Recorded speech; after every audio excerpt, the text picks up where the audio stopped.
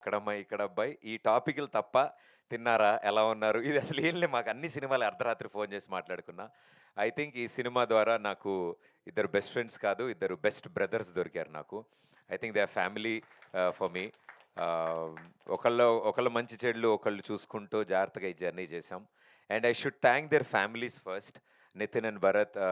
ఈ cinema start అయినప్పుడు కొత్తగా పెళ్ళయింది ఇద్దరికీ.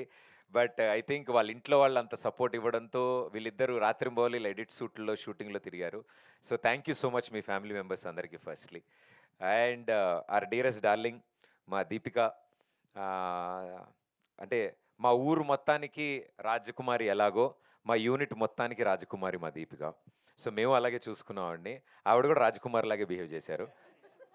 బట్ ఐ థింక్ అంత ఫ్రెండ్లీగా ఇంత అసోసియేషన్ జరగడానికి కారణం ఇలాంటి వాళ్ళు కూడా సపోర్ట్ ఇవ్వాలి మాకు కూడా.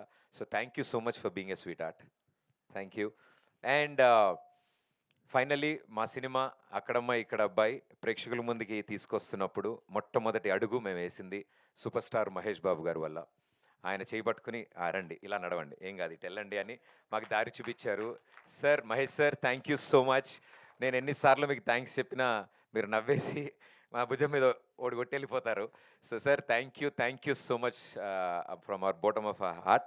మా యావత్ టీం తరఫు నుంచి మీరు అంత స్వీట్ గెస్చర్, ఇలాంటి ఓ సినిమాని, ఒక పాటను లాంచ్ సాధారణంగా ఆయన ఎక్కువగా లాంచ్ చేయరు ఏం బట్ మా సినిమాని అడగగానే ఎంతో ప్రేమతో ఆయన సాంగ్ లాంచ్ చేశారు. Thank you so much sir. అక్కడి నుంచి మా జర్నీ చాలా చాలా బాగా జరిగింది. మేము సెలెక్ట్ చేసుకునే ఏ ప్రమోషనల్ కంటెంట్ అయినా సరే ప్రేక్షకుల ముందుకి ఎంటర్టైనింగ్‌గా ఇవ్వాలి. మా సినిమా ఎలా ఉంటుందో మా ప్రమోషనల్ కంటెంట్ కూడా అలాగే ఉండాలని మేము ఎప్పుడు కష్టపడ్డాం. అంతే ఎంటర్టైనింగ్‌గా ప్రేక్షకుల ముందుకు పెట్టామని కోరుకుంటున్నాం. దాని ద్వారా ఇంట్రెస్ట్ పెరిగిందని అనుకుంటున్నాం.